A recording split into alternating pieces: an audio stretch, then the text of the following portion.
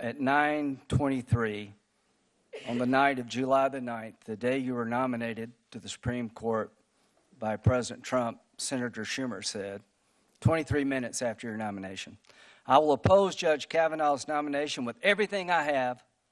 I have a bipartisan, and I hope a bipartisan majority will do the same. The stakes are simply too high for anything less." Well, if you weren't aware of it, you are now. Did you meet with Senator Dianne Feinstein on August 20th? I did meet with Senator Feinstein. Did you know that her staff had already recommended a lawyer to Dr. Ford? I did not know that. Did you know that her and her staff had this allegations for over 20 days? I did not know that at the time. If you wanted an FBI investigation, you could have come to us. What you want to do is destroy this guy's life, hold this seat open, and hope you win in 2020. You've said that, not me. You've got nothing to apologize for. When you see Sotomayor and Kagan, tell them that Lindsey said hello, because I voted for them. I would never do to them what you've done to this guy.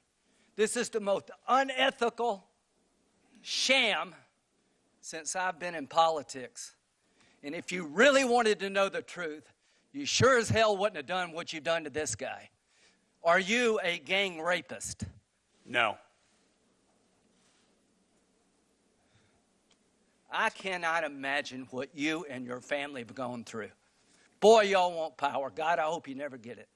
I hope the American people can see through this sham, that you knew about it and you held it. You had no intention of protecting Dr. Ford. None. She's as much of a victim as you are. God, I hate to say it, because these have been my friends. But let me tell you, when it comes to this, you're looking for a fair process. You came to the wrong town at the wrong time, my friend. Do you consider this a job interview? The advice and consent role is like a job interview. You consider that you've been through a job interview? I've been through a process of advice and consent under the Constitution. Which Would you say you've been through hell? I've been through hell and then some. This is not a job interview. Yeah. This is hell. This is going to destroy the ability of good people to come forward because of this crap. Your high school yearbook. You have interacted with professional women all your life, not one accusation. You're supposed to be Bill Cosby when you're a junior and senior in high school. And all of a sudden you got over it.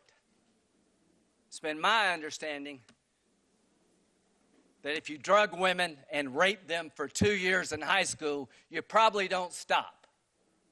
Here's my understanding. If you lived a good life, people would recognize it, like the American Bar Association has the gold standard. His integrity is absolutely unquestioned.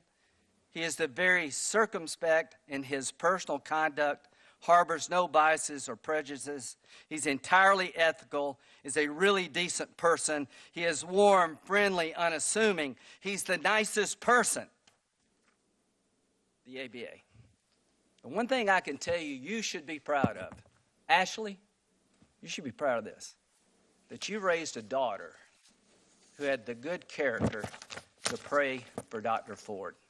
To my Republican colleagues, if you vote no, you're legitimizing the most despicable thing I have seen in my time in politics. You want this seat? I hope you never get it.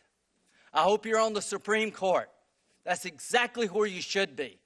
And I hope that the American people will see through this charade. And I wish you well, and I intend to vote for you, and I hope everybody who's fair-minded will.